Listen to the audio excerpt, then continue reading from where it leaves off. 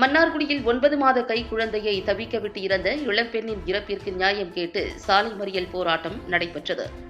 திருவாரூர் மாவட்டம் நறுவழி களப்பாலைச் சேர்ந்த புதியப்பன் தனலட்சுமி தம்பதியின் மகன் மணிகண்டன் என்பவருக்கும், கச்சனம் வன்னியடி கோமல் பகுதியைச் சேர்ந்த உத்திராபதி மைதிலி தம்பதியின் மகள் விக்டோரியா என்பவருக்கும் திருமணமாகி 2 வருடங்கள் ஆகின்றன. தற்போது இவர்களுக்கு 9 மாத பெண் கை குழந்தை ஒன்று உள்ளது. விக்டோரியாவிற்கும் மணிகண்டனுக்கும் அடிக்கடி தகராறு ஏற்பட்டு வந்துள்ளது.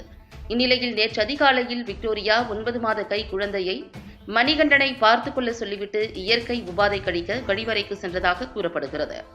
காலை 7 மணி அளவில் மணிகண்டன் எழுந்து பார்த்தபோது மனைவி விக்டோரியா கழிவறையில் தூக்கிட்டு இறந்ததாக கூறியுள்ளார். இதனையடுத்து விக்டோரியாவின் பெற்றோர் மகளின் சாவில் சந்தேகம் உள்ளதாக கூறி களப்பால் காவல் நிலையத்தில் புகார் அளித்துள்ளனர்.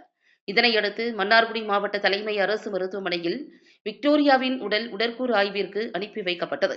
விக்டோரியாவின் இறப்பிற்கு காரணமான கணவரை கைது செய்ய வேண்டும், நியாயம் கிடைக்க வேண்டும் என விக்டோரியாவின் உறவினர்கள் மன்னார்குடி அரசு மருத்துவமனை அருகில் திடீர் சாலை மறியல் போராட்டத்தில் ஈடுபட்டனர். இதனால் 1 மணி நேரமாக போக்குவரத்து பாதிப்பு ஏற்பட்டது. தகவல் அறிந்து வந்த மன்னார்குடி காவல்துறையினர் பேச்சுவார்த்தை நடத்தி முறையாக விசாரணை செய்து தக்க நடவடிக்கை எடுக்கப்படும் என கூறியதை அடுத்து சாலை மறியல் போராட்டம் கைவிடப்பட்டது.